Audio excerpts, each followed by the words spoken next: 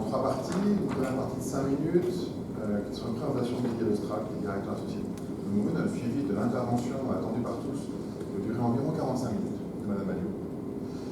Cette intervention sera suivie d'un temps d'échange entre vous et Madame Alliot d'environ 30 minutes. 30 minutes où nous serons ici, mais nous pourrons continuer les échanges de manière un peu plus libre, en retournant dans la salle où nous avons pris le café tout à l'heure. Voilà. Donc on commence à 9 h, on termine à 10 h 30. Et après, bien, si vous voulez rester et continuer à bavarder avec nous serons là volontiers. Eh bien, c'est le moment de commencer la première intervention. Je vous présente Didier Lestrac, directeur associé de Moon, qui en moins de 5 minutes va nous donner un peu le cadre de ce que c'est que Moon. Merci. Merci Emma. Merci à vous tous d'être venus à ce premier petit déjeuner de Blue Moon, début d'une longue suite. Donc, en quelques mots, donc Blue Moon, c'est une plateforme d'innovation internationale qui est née du regroupement de compétences expérimentées en matière d'innovation, organisée autour de 4 pôles complémentaires. Donc, tout d'abord, un pôle technologique qui propose des missions de résolution de problématiques scientifiques et techniques, de la veille et du conseil technologique. Un pôle marketing qui intervient sur l'évaluation des marchés, sur l'établissement de plans d'action économique, sur des études diverses, marketing stratégique, marketing technologique. Un pôle management de l'innovation qui intervient sur la dynamisation du processus innovation dans les organisations, qui propose des missions également de prospective, d'identification de signaux faibles, de créativité produit, de design thinking, d'accompagnement opérationnel à la gestion de projets innovants. Et enfin, un pôle financement de l'innovation qui accompagne les entreprises dans la gestion de dispositifs fiscaux tels que le crédit d'impôt recherche ou le crédit d'impôt innovation, également dans l'obtention d'aides de subventions publiques, donc par le montage de dossiers, par le suivi technique et administratif de projets financés, et également par l'accompagnement à la création de consortiums, par l'identification et l'évaluation de partenaires technologiques. Donc cet accompagnement permet en fait à Blue Moon d'avoir une offre extrêmement large sur l'ensemble du processus d'innovation. Donc ils vont donc de missions de business développement pour détecter des opportunités, des missions d'aide à la décision pour prendre des orientations stratégiques, des missions d'amélioration de l'efficacité des organisations pour mieux piloter l'innovation, et enfin l'apport de solutions opérationnelles pour concrétiser ces innovations. Donc en fait, on a compris, donc, ce regroupement permet en fait d'être au cœur de la stratégie d'innovation des entreprises et de leur écosystème afin d'installer une dynamique de changement en croisant les regards à la fois sur les processus, sur les marchés, sur les technologies, sur les produits et sur les offres. Donc aujourd'hui, Blue Moon, c'est 30 collaborateurs, dont 25 consultants scientifiques, avec une formation complémentaire en marketing, en gestion ou en management, qui disposent de méthodologies et d'outils éprouvés. Nous avons également accès à des laboratoires publics et privés en France et à l'étranger qui nous permettent de faire des expérimentations. Et disposons d'un réseau d'experts de premier niveau, d'experts scientifiques dans les domaines très larges, ainsi qu'un réseau de professionnels industriels en appui de compétences. Donc l'ambition de Blue Moon aujourd'hui, c'est de devenir un marque de référence en matière d'innovation. Donc Blue Moon a des valeurs. Quelles valeurs président en fait nos missions? Donc tout d'abord de l'audace pour oser penser différemment, mais aussi qui repose sur une vision afin de repousser les limites. C'est le sens de Blue Moon, aller fleurir la lune pour rendre l'impossible possible. Mais nos missions doivent également reposer sur des valeurs de pragmatisme parce qu'elles doivent se traduire par des relais de croissance pour nos clients. Et enfin, des valeurs d'humaine essence parce que l'homme est au cœur des entreprises, au cœur des organisations et sur l'homme rien ne se fait. Donc aujourd'hui, voici un panel de notre portefeuille de clients. Donc vous constaterez qu'il y a une diversité en termes de secteur d'activité, de domaine technologique, de taille et d'organisation. Merci.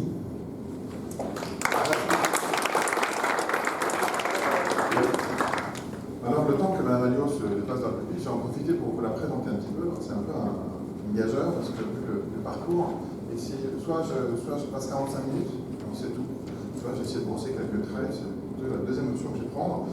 Alors, un passage chez Elf, puis donc maintenant chez Total, un début dans le marketing, et maintenant à la direction innovation. Alors, sans détailler tous les postes, ce que j'ai retenu, c'est que en fait, vous avez créé quasiment vos 4 derniers métiers sur l'innovation. Vous avez eu la chance d'être dans un groupe faire le tour de différents métiers.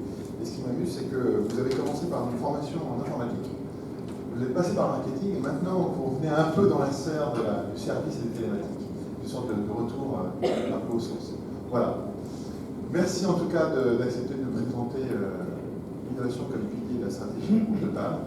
Je vous laisse la parole, vous avez 45 minutes plus ou moins une certaine partie. Merci. Bonjour à tous. Je vais essayer de faire une présentation en 4 points. D'abord, vous présenter Total. C'est pas toujours utile de présenter, mais présenter la branche dans laquelle je travaille, puisque je ne suis pas au niveau de la holding. Ensuite, vous parler de comment on est organisé, à quoi on sert, et qu'est-ce qu'on fait.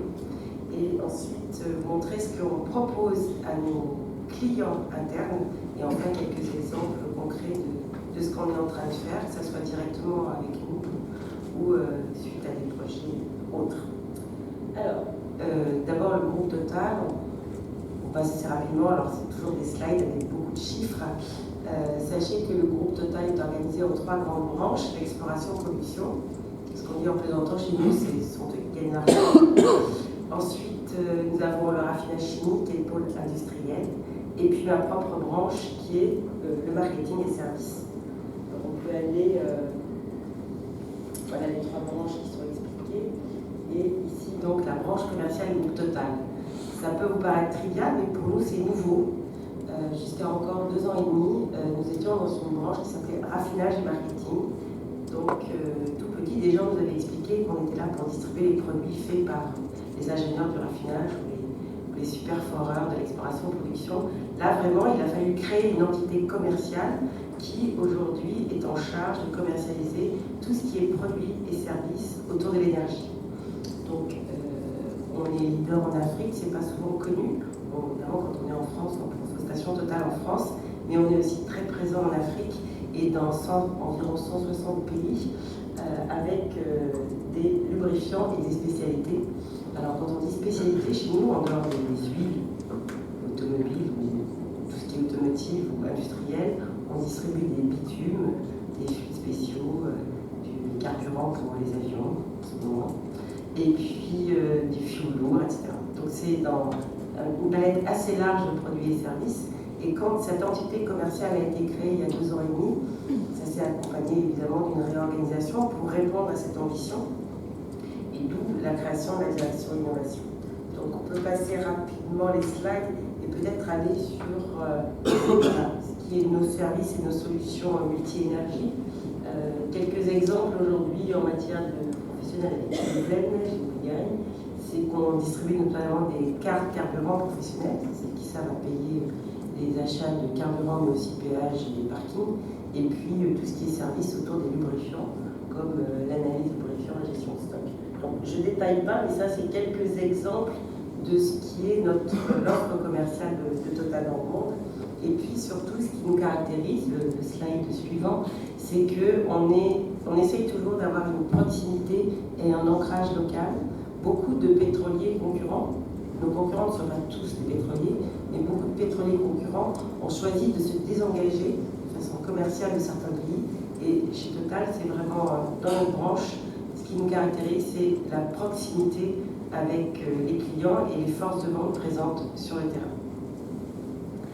Alors, notre ambition en moins de 10 ans pour la branche marketing et services, c'est de doubler de taille. Et comme je vous le disais précédemment, ça s'est accompagné d'une réorganisation, donc plusieurs directions ont été créées. On a donné plus d'ampleur à la direction du développement durable. On a créé ce qu'on appelle une direction des nouveaux modèles.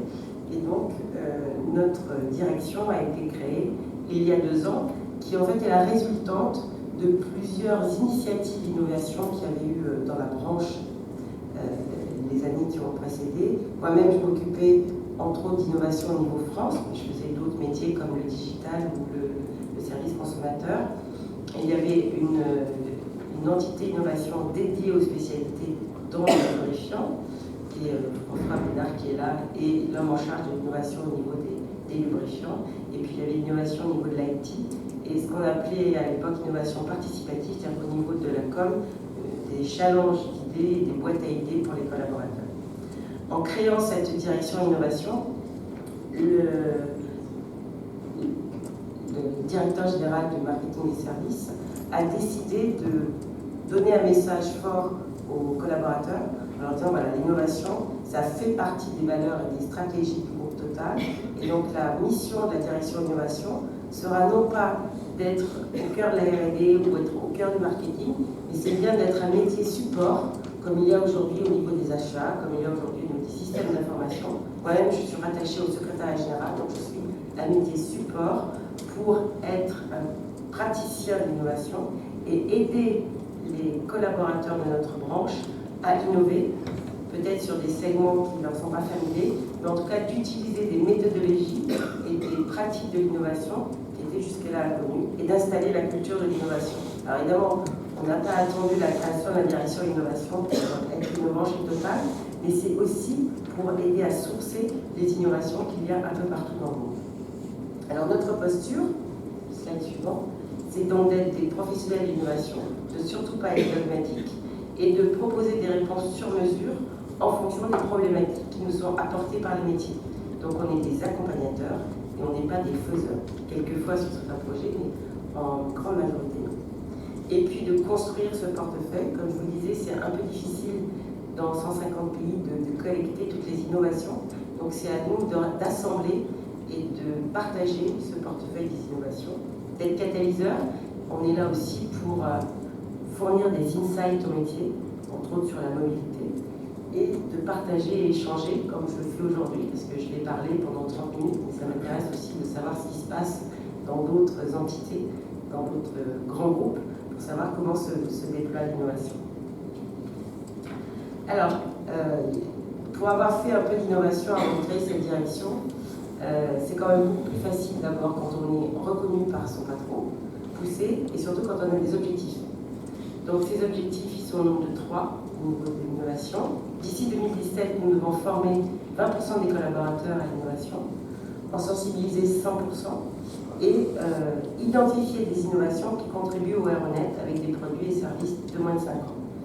Donc pour ça, on est une équipe de 6 personnes, chacun avec des fonctions un peu différentes à l'équipe, et on s'appuie sur un réseau d'environ 170 correspondants innovation, qui, je vous rassure tout de suite, ont un vrai métier par ailleurs, sinon ça serait gâché, comme diraient certains de nos patrons. Mais donc ces personnes-là sont bénévoles, sont rattachées à une business unit ou sont rattachées à un pays, et sont nos relais innovation pour promouvoir cette culture d'innovation et cette politique innovation. D'ailleurs, demain, on se réunit 3 à 4 fois par an et on se réunit pour partager certaines offres de notre politique d'innovation. Ça, c'est une première chose. Les objectifs, c'est très important parce que ça amène les business units et les pays à décliner ces objectifs dans leur propre plan d'action. Le deuxième point qui me paraît très important à partager avec vous, c'est que, comme on dit vulgairement, il faut un terrain de jeu. C'est-à-dire qu'il faut savoir sur quels axes on va innover. Donc ça c'est une collecte d'informations au niveau des pays. Donc le premier axe, c'est autour de l'efficacité énergétique. C'est aider nos clients à consommer mieux et à consommer moins. C'est-à-dire mettre en œuvre des innovations qui permettent d'optimiser le rendement énergétique. Que ce soit au niveau du transport, que ce soit au niveau de l'habitat. On oublie toujours qu'il n'y a pas que le gaz et l'électricité. On vend aussi du gaz, mais on vend aussi du fioul. Et on fait du solaire avec la branche énergie renouvelable. Deuxièmement, ce qui me paraît aussi important, et ça je pense que vous serez tous d'accord avec moi, c'est qu'on est là pour développer, enrichir, et j'aime bien le mot, enchanter la relation client, parce qu'il faut que le moment où l'on partage quelque chose avec son client soit un moment de bonheur pour le client. Et ça, l'innovation peut aider à créer des services et quelque chose des services à valeur ajoutée pour le client. Créer de nouveaux produits, process, procédés, interfaces. La phrase est un petit peu compliquée, mais ça veut dire en gros qu'on pousse l'open innovation. Je pense que je ne vous cacherai rien en disant que quand on est un grand groupe avec un maximum d'innovation R&D technologique, c'est très difficile de partager l'innovation. C'est très difficile de dire ça n'a pas été inventé chez moi, donc c'est pas bon. Donc c'est d'aller chercher l'innovation à l'extérieur, aussi bien avec nos fournisseurs qu'avec nos clients ou nos partenaires. Les nouvelles technologies, ça c'est la transformation digitale. Je précise qu'au moment de la réorganisation a été créée aussi une direction du digital, c'est-à-dire des spécialistes du web qui sont là pour accompagner les métiers et les aider à développer leur business online. Nous, on est là toujours dans la méthodologie, mais en tout cas, on pousse sur un certain nombre de sujets. Et puis, deux axes qui sont purement internes, c'est inciter et accompagner les collaborateurs dans la mise en œuvre de nouvelles idées, dans l'émergence de nouvelles idées, et c'est partager et échanger et croiser nos meilleures pratiques d'innovation. Donc ça, c'est le cadre dans lequel on travaille. Et puis après, les axes sur lesquels on va intervenir, pour nous, souvent, moi c'était ma constatation, c'est les gens, il y a quelques années encore, on croyait que l'innovation c'était soit la R&D, soit les boîtes à idées ou les challenges. Or, c'est pas que ça. Il est vraiment important pour nous, puisqu'on est censé être des professionnels de l'innovation, de balayer tous les axes potentiels d'innovation qu'on a résumés au nombre de 4. C'est d'abord en interne être nous des professionnels de l'innovation. Donc je vous ai dit qu'on s'appuyait sur des correspondants innovation, c'est l'axe de gauche. Ensuite, travailler avec les collaborateurs. Donc on a un dispositif d'innovation participative qu'on a appelé IDEA, qui est résumé en 3 axes. C'est une boîte à idées. Donc personnellement, franchement, je ne suis pas totalement satisfaite, donc on ne pouvait pas tout changer quand on a créé la direction. Des challenges à la main des business units, donc une entité par exemple comme les fluides spéciaux ou comme la direction Afrique-Moyen-Orient va créer un challenge autour d'une problématique liée à son métier et les collaborateurs sont invités à participer. Et puis un troisième axe, cette innovation participative qui est tous les trimestres de récolter des projets et des réalisations innovantes qui ont moins de 3 ans. Donc on recueille entre 20 et 30 dossiers par trimestre et on passe dans un CODIR innovation auprès du CODIR de la branche pour élire là où les innovations du trimestre. Et donc au début en 2012, ça a commencé en 2011, mais bien avant qu'on crée la direction, mais à partir de 2012 on a vu le nombre de dossiers augmenter et pour nous c'est notamment un moyen de sourcer les innovations et de les partager avec les autres métiers et les autres pays pour la déclinaison. Donc on a aussi bien des innovations R&D que des innovations commerciales ou des innovations digitales et aussi des innovations RH. Je vous montrerai quelques exemples tout à l'heure. Et puis 2 axes externes qui sont tout ce qui est open innovation avec les clients et les fournisseurs et puis tout ce qui est venture capital et innovation avec les startups. Donc à titre d'exemple, je représente avec d'autres collègues Total au sein d'Ecomobilité Venture, qui est donc le pôle avec SNCF, Orange et Air Liquide, pour sourcer des startups dans le domaine de la mobilité. Et puis on fait partie notamment du club Open Innovation de Paris Région Lab avec Jean-François Gallin, qui pour nous est une façon aussi de sourcer les startups. Et puis, troisième pôle, l'université via Kematch. Alors Kematch, c'est une société de services qui est basée à Lyon et qui nous organise des matchs innovation au sein des grandes écoles ou des universités autour de problématiques. Donc, par exemple, on va créer notre espace innovation et on a demandé à l'école d'architecture intérieure de Lyon de nous aider à concevoir l'ensemble de ce qu'on voulait mettre, les modules que l'on voulait mettre au sein de cet espace. Voilà en gros comment on travaille. Est-ce que vous pourriez nous préciser un petit peu pourquoi vous êtes insatisfaite de la partie boîte à idées? Vous avez dit j'en suis pas satisfaite. Alors, je ne suis pas satisfaite parce qu'en fait, on a pris un software sur étagère en 2010-2011. Je ne vais pas donner le nom, c'est pas là. Mais en fait, c'est une plateforme qui n'est pas du tout ergonomique. Donc, d'abord, déjà, nous, on a des problèmes avec notre intranet, c'est qu'on arrive au 3e clic. C'est toujours un peu délicat. Mais surtout, cette plateforme n'est pas du tout ergonomique. Donc, les gens sont pas incités à y aller. Il n'y a pas de rebond possible, il n'y a pas de vote. C'est assez difficile de les collecter. Et très peu de gens le fréquentent. Et un de nos projets cette année est de revoir avec notre DSI des logiciels standards d'innovation participative. Alors, ce qui est bien, c'est que depuis un an, il y a pléthore de logiciels qui fleurissent, tous bien conçus, je trouve. Et ça va être peut-être plus facile de changer, de basculer. Mais comme c'est toujours un peu long de changer d'outil informatique, en tout cas, c'est un de nos chantiers de fin d'année et de début d'année prochaine. Ce que j'entends, c'est que c'est une problématique d'outils, c'est pas vraiment une problématique de principe. Non, c'est pas une problématique de principe, c'est une problématique d'outils. Alors peut-être que c'est un peu innocent de penser que l'outil résolvera tout ça, mais cas, je pense que s'il y a une ergonomie plus chaleureuse et plus dynamique, ça incitera plutôt les gens à participer et nous à communiquer dessus. Voilà pour les grands axes. Alors ensuite, pour nous, il s'agit de travailler autour de ce que j'ai résumé avec mes mots du processus innovation, qui est d'abord le créer les conditions d'innovation. Comme on dit souvent, on ne peut pas innover si on n'a pas faim ou si on n'a pas un problème. C'est faire prendre conscience aux gens qu'il est bon d'innover. Définir nos cibles, alors je vous ai parlé des axes de notre politique innovation, mais c'est aussi creuser la cible avec un métier déterminé. Approfondir notre connaissance des problématiques. Quand on est dans un groupe où on parle beaucoup de produits, alors moi j'ai été en charge du marketing et des productions, donc je sais de quoi de parle, on parlait beaucoup de produits, mais il faut aussi parler des usages, et donc pour ça il faut se documenter sur certains usages et certaines problématiques, apprendre aux gens à générer des idées, et surtout à savoir ce qu'ils peuvent en faire. On dit souvent qu'on a du mal, en effet, à passer d'idée à l'action, mais mon sentiment personnel, c'est aussi qu'une idée n'est qu'une idée et qu'après, il faut non seulement la creuser, mais voir ce que ça implique pour son propre métier. Et c'est à nous aussi d'aider les métiers à le faire. Gérer le portefeuille de projet. Le plus difficile, c'est d'arriver à tuer un projet ou aussi à le faire avancer en trouvant les ressources en interne et puis développer, mettre en œuvre et trouver du résultat pour l'approche. Alors, je vais illustrer comment justement on positionne notre offre vis-à-vis de ces étapes du processus innovation. Donc, pour créer les conditions d'innovation, il faut former. Donc, on a aujourd'hui 6 formations à notre catalogue. Les 4 de gauche sont pour nos correspondants innovation et les 2 de droite sont pour l'ensemble des collaborateurs.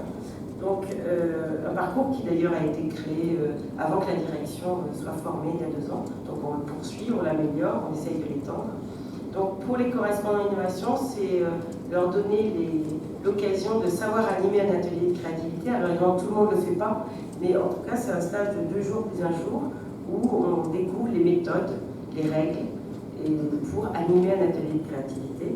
Ensuite, propriété intellectuelle et innovation. Alors, évidemment, on a beaucoup d'ingénieurs brevets chez nous, et quand on approche des innovations de services, souvent les métiers sont assez désarmés. D'abord, ils ne pensent pas, et on a déjà eu des innovations commercialisées par des fournisseurs, alors qu'elles avaient été développées en interne chez nous. Donc, c'est donner le moyen aux collaborateurs d'avoir certains réflexes vis-à-vis de la propriété intellectuelle. Évaluer les projets, c'est comment je peux me doter d'outils pour prioriser et quantifier mes projets et leur donner de la valeur. Et puis la méthode agile, qui n'est pas de notre fait, mais qui vient de notre DSI, et qui est en tout cas une façon d'avancer plus vite dans la mise en œuvre de projets. Et puis les 2 de droite, donc celui en haut, Top Manager et Innovation, qu'on a appelé InnoTopman, parce que, comme vous le savez, il ne peut pas y avoir d'innovation si le management n'est pas convaincu. Donc on a mis en place une formation d'1 journée pour un directeur et CN-1, n'importe quel business unit, n'importe quel pays, pour lui permettre de partager pendant 1 journée sa problématique innovation au sein de son quotidien. Et ça marche assez bien. On a référencé 2 cabinets, parce qu'il y a beaucoup de formations à faire, des petits cabinets, et ils tournent dans les pays pour former ces codires. On vient d'avoir une tournée dans la zone Europe de l'Est, et les gens étaient assez satisfaits. Et puis innovation en 1 jour, qui se traduit par deux formations possibles, soit une formation d'1 journée classique, on va jusqu'à 40 ou 50 collaborateurs pour essayer d'aller plus vite. Et puis on a fait aussi des modules de 1h30 chacun, 6 modules, que l'on administre nous-mêmes auprès des entités qui le désirent et qu'on peut étaler dans le temps en fonction des calendriers. Voilà une première illustration. Ensuite, on fait des conférences. Donc demain justement, on aura une conférence innovation dans notre siège social à la Défense. On invite quelqu'un que vous devez connaître, qui est Bernard Horry, l'ancien directeur innovation de la Poste, et qui est devenu directeur général adjoint de Géopost il y a quelques semaines, et qui fera partager son expérience. Alors les premières conférences, je vous ai mis Minter Dayal, Patrick Pellata de Salesforce, ça nous a parlé de Salesforce, il ne nous a pas parlé de Renault, Michel Serres. Là on était sur des théoriciens d'innovation, et cette année on va essayer d'avoir 3 à 4 innovations autour de de partage d'expérience avec les responsables d'innovation de grands groupes. Et notamment pendant notre semaine de l'innovation qui aura lieu fin novembre, on aura Air Liquide et Alcatel qui viendront nous parler de leurs expériences. Donc ça c'est pour tous les collaborateurs, c'est 3 à 4 fois par an, on essaye de faire 4 fois et c'est souvent retransmis en visio sur d'autres sites français ou belges. Et on fait des vidéos qu'on diffuse après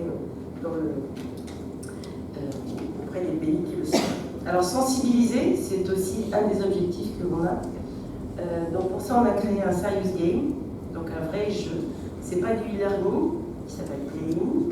Et donc c'est un jeu où il faut amener une équipe d'un point A à un point B en surmontant des obstacles ou en créant des objets qui permettent de surmonter des obstacles et qui est en 3 univers. On a lancé le premier univers, on lance le deuxième bientôt. Chaque univers comporte 8 niveaux et à la fin de chaque niveau, on incruste des messages autour de l'innovation, autour du process de l'innovation et on met aussi des petits quiz pour que les gens retiennent ce que l'on veut qu'ils retiennent au niveau de l'innovation, entre autres naturellement le nom de leur correspondant innovation parce qu'ils ne le connaissent pas toujours. Donc on a appris avec ce Serious Game, donc on l'a déployé il y a un peu moins d'1 an, c'est d'abord que c'est difficile de faire jouer parce que beaucoup de gens encore croient que jouer c'est pas travailler. Ça a permis aussi de créer un esprit d'équipe puisqu'on organise des battles. Alors, j'ai mis une illustration, on avait organisé la Coupe du Monde, au moment de la Coupe du Monde de foot. Et donc on demande aux gens de se mettre par équipe de 3 et de jouer pendant 1 heure. Et leur score est automatiquement enregistré et on fait un scoring des meilleures équipes puisqu'on peut jouer et rejouer pour essayer de trouver d'autres solutions pour améliorer son score.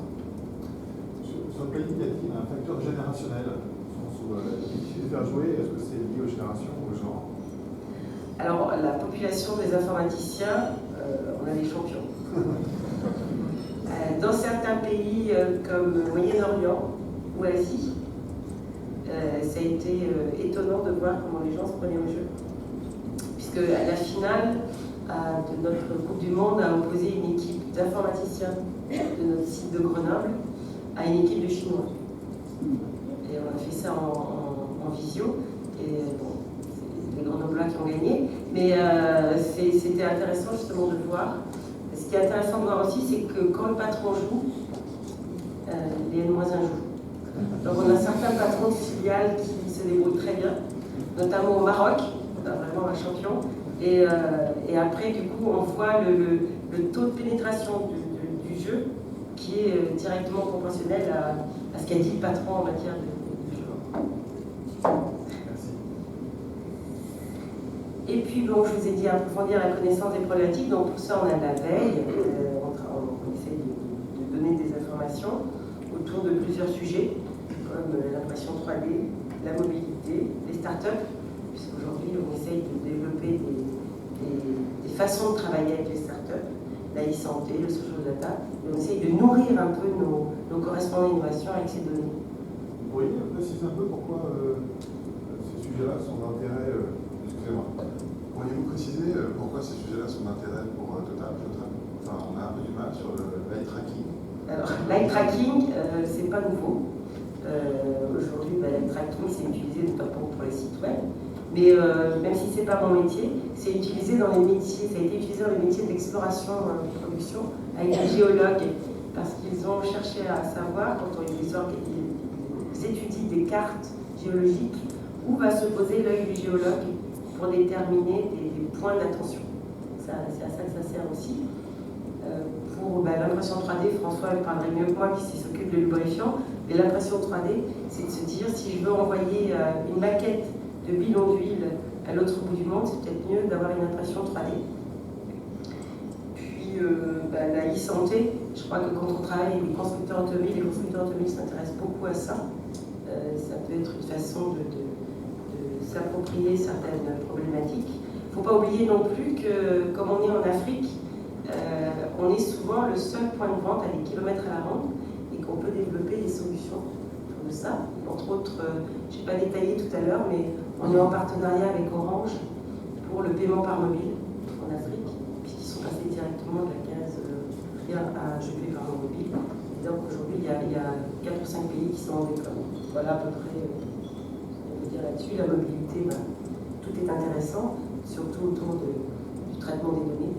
Et je ne sais pas si vous avez entendu ce matin, on parle beaucoup du paiement par mobile. Auchan va développer une solution de paiement par mobile. Aujourd'hui, dans certaines stations, il peut arriver qu'on perde 20 à 30% de la clientèle parce qu'il y a trop de monde le matin, le soir. Il y a certaines stations qui sont submergées de clients.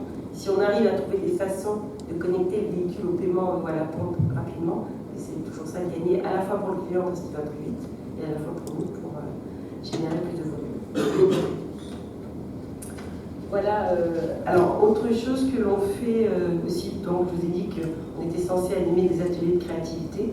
Eh bien, en fonction de la problématique qu'on nous apporte, on va définir le sujet avec notre collègue en interne et animer nous-mêmes des ateliers de créativité et, ou faire animer par des cabinets spécialisés. Donc on a un screening de plusieurs cabinets de créativité qu'on fait travailler à tour de rôle en fonction de la problématique. Soit une problématique technique, soit une problématique plus générale. Le mondial de l'auto approche. Le stand qui sera le stand de Total dans le hall 1, juste derrière Renault, à partir de début octobre. Et le résultat d'un atelier de créativité qu'on a fait animer pour que tous les métiers apportent leur vision de ce qu'ils voulaient voir sur ce stand. Donc c'est de 3 heures à 2 jours. 2 jours c'est plus difficile parce que les gens n'ont pas tellement envie de passer 2 jours, hélas, à travailler sur des projets d'innovation. Alors, quelques exemples de réalisation. On parle beaucoup de reverse innovation ou d'innovation frugale. On a la chance d'avoir une forte part de marché en Afrique. Eh bien, pour nous, c'est une source d'innovation d'aller chercher ce qui se fait en Afrique pour éventuellement le décliner dans d'autres pays ou d'autres métiers. Donc derrière, j'ai mis quelques exemples qui ne sont pas forcément déployés mais qui peuvent être utilisés. Donc ce qu'on appelle l'instant shopping, bon, vous servez quand vous allez à la pompe. En Afrique, on ne se sert pas, on se fait servir. Et même les gens continuent à avoir le moteur en marche pour maintenir la climatisation, ce qui est complètement interdit. En tout cas, dans certains pays comme la Jordanie, ils ont développé une offre commerciale sur tablette. Et pendant que la personne, on lui fait son plat, on prend sa commande de coca et on lui apporte à sa voiture. C'est très facile, la tablette est dans la caisse et on l'apporte directement au client. Un autre exemple, c'est un laboratoire mobile qui est fait au Maroc. Le Maroc peut être un problème en matière de qualité produit. On n'est pas propriétaire de tous les points de vente, donc il s'agit de vérifier la qualité des carburants qui sont délivrés.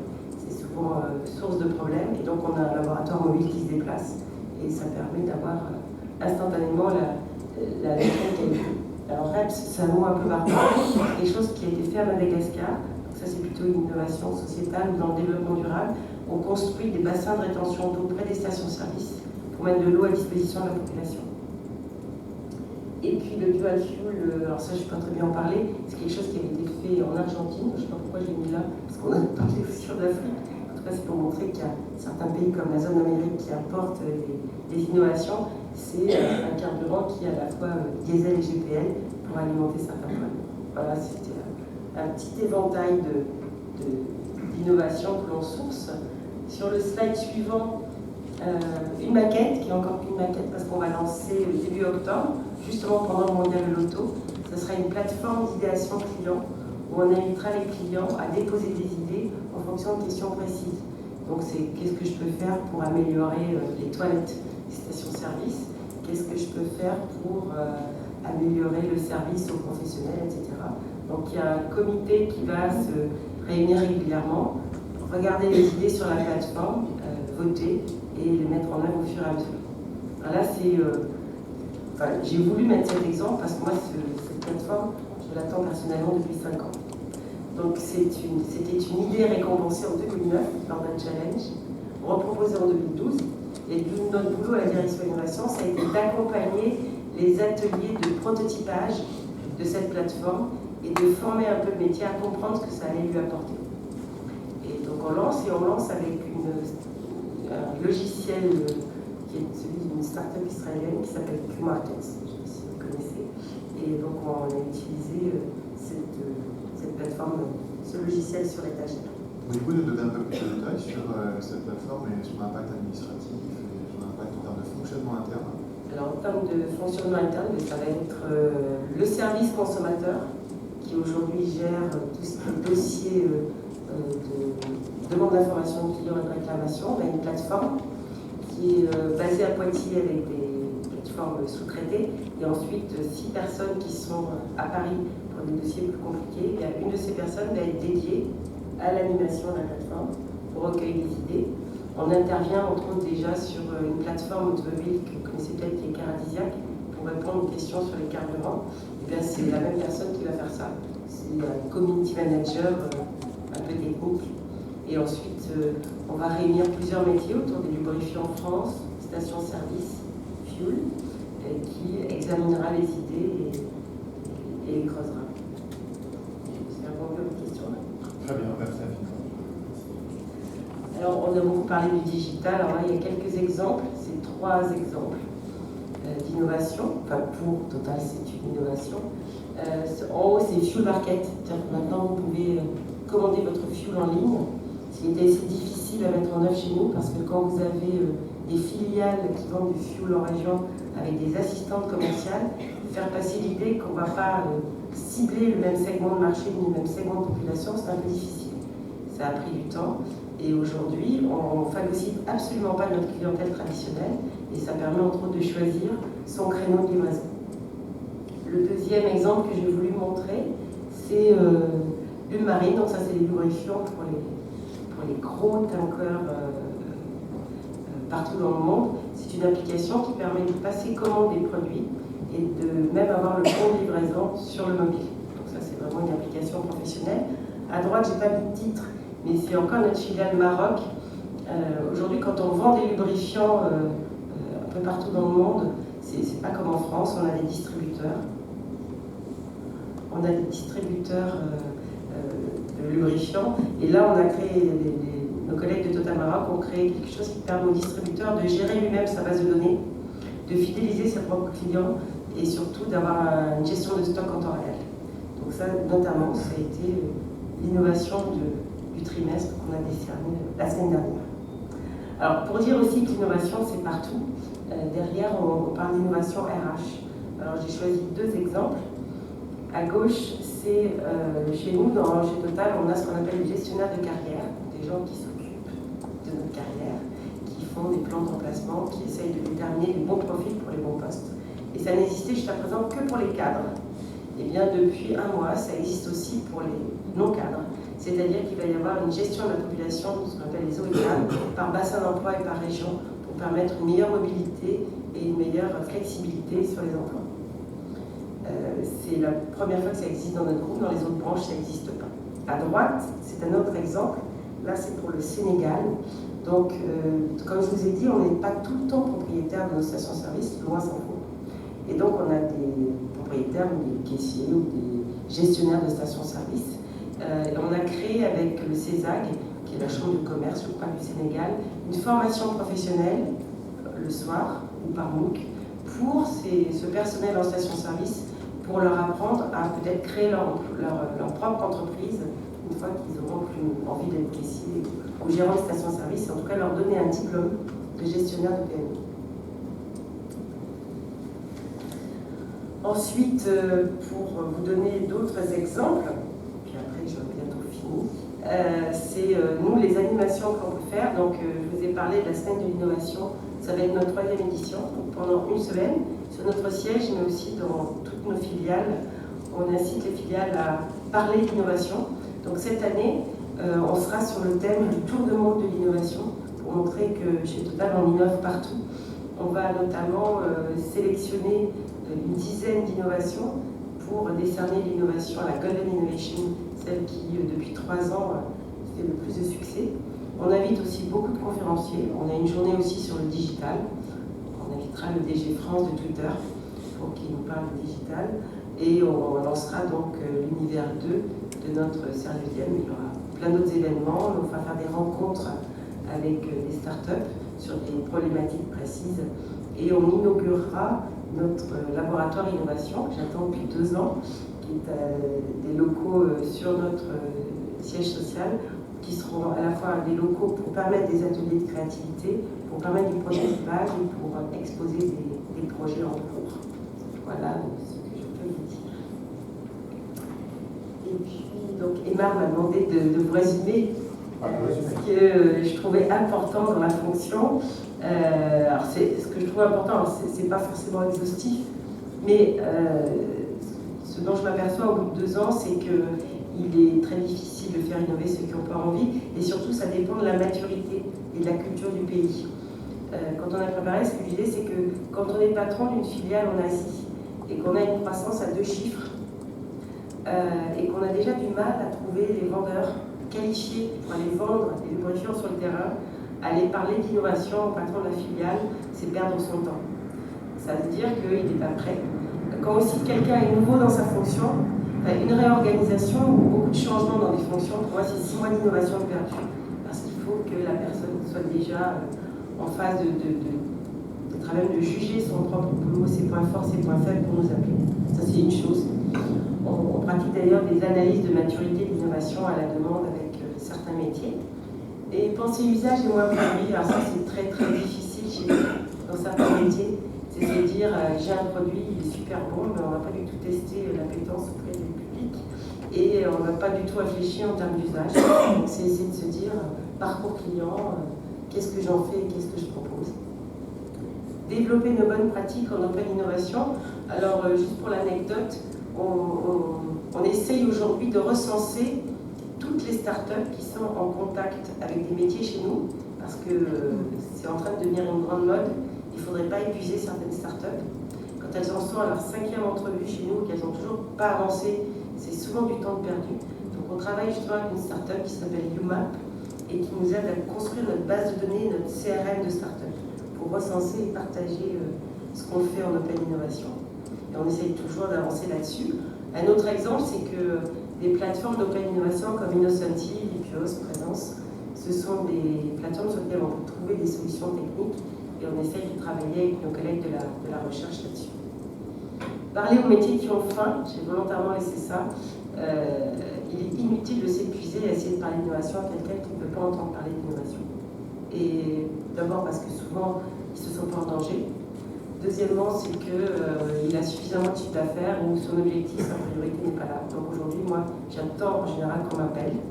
Et après, quelquefois, on ne peut pas s'empêcher, comme d'aller voir, tu devrais, mais on essaye de concentrer nos dossiers sur des sujets urgents. Et puis, faire de l'innovation un métier, pas un dogme. On n'est pas le ministère de l'innovation. De la même façon qu'il y a aujourd'hui des responsables ressources humaines, des responsables qualité, des responsables sécurité, hygiène, environnement, eh bien, il va y avoir des gens dont le métier est de faire de l'innovation et d'accompagner. Et j'ai déjà échangé avec des personnes qui font aujourd'hui, il y a de plus en plus de formations au métier de l'innovation, et je crois que ça va se multiplier, et on reçoit pas mal d'étudiants qui sont là-dessus. Voilà. Merci de votre attention.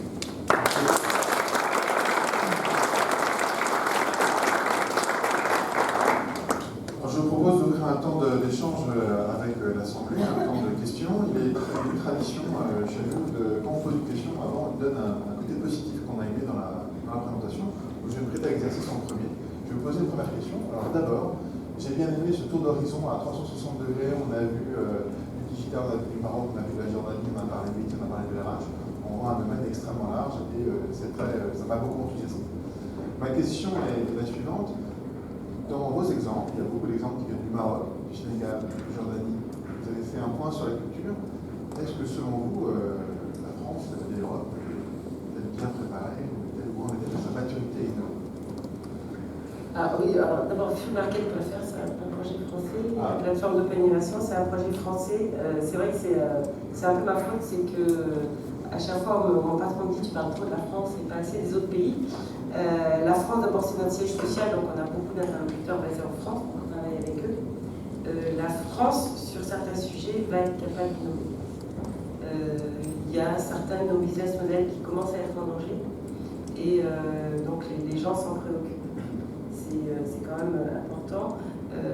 Je n'ai pas parlé des stations Total Access, parce que pour moi, c'est Enfin, innovation, c'est une offre marketing, mais c'est quand même une innovation pour Total, dans le sens où j'arrive à faire un modèle low cost, et faire du low cost et une réussite, ça peut être une innovation. Donc oui, la France se prépare. Dans d'autres pays d'Europe, en fait, on a des stations-service aux Pays-Bas, en Belgique, en Allemagne, et on n'en a pas dans les autres pays. On a une JV avec Erg en Italie. Donc il y a des disparités suivant les pays. En Europe de l'Est, il y a de l'innovation, mais là aussi, ce sont des gens qui courent un peu après leur croissance. Mais eux aussi ont été sensibilisés à l'innovation et savent faire des choses. La Pologne est un pays où ils innovent pas mal. Merci beaucoup. Une question peut-être? Non, oui, présentez-vous. Bonjour, je suis Jean-François Caillard, je suis du gouvernement. Alors j'ai bien aimé votre plateforme d'idéation client et je vais me précipiter dessus parce que j'ai plein d'idées en tant que client très fidèle de chez Total. J'avais une question concernant l'innovation avec les fournisseurs que vous avez cités. Vous avez cité évidemment les fournisseurs start-up. Est-ce que vous avez un process d'innovation structuré ou pas structuré avec vos fournisseurs moyens et grands? François pourrait peut-être mieux en parler que moi parce qu'au niveau des lubrifiants, il l'a fait. Tu as fait des journées innovation fournisseurs et lui-même participe à des journées innovation clients. On est en train de structurer avec notre direction des achats. C'est-à-dire qu'ils ont leur plan innovation, ils se sont fixés comme objectif de sourcer 5 à 10 innovations par an, pas forcément réalisées, hein, qui viendront des fournisseurs. Et on est en train de travailler des axes précis avec eux. C'est-à-dire que quand un fournisseur peut apporter une idée sur un sujet, sur l'amélioration de la maintenance des stations-service. Pour être tout à fait franche, c'est pas hyper structuré. On aimerait que ça soit mieux structuré. Ça fait partie de nos chantiers de travailler de façon plus étroite avec nos fournisseurs là-dessus.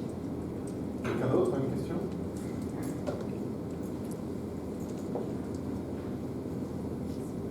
Bonjour, Yann Lavoie, Zero Team Analysis Society.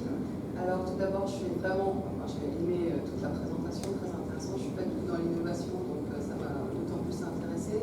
Et j'ai vraiment beaucoup apprécié que vous utilisiez le service gaming en tant que gamer. Personnellement, je trouve que c'est vraiment important. C'est utilisé beaucoup dans l'armée, c'est vraiment quelque chose de bien. Ma question, c'est comment croisez-vous, et le faites-vous, le risque ou les opportunités futures géostratégiques et géopolitiques avec les innovations? Il me semble par exemple dans le domaine de l'Arctique, il y a plein de choses qui se passent.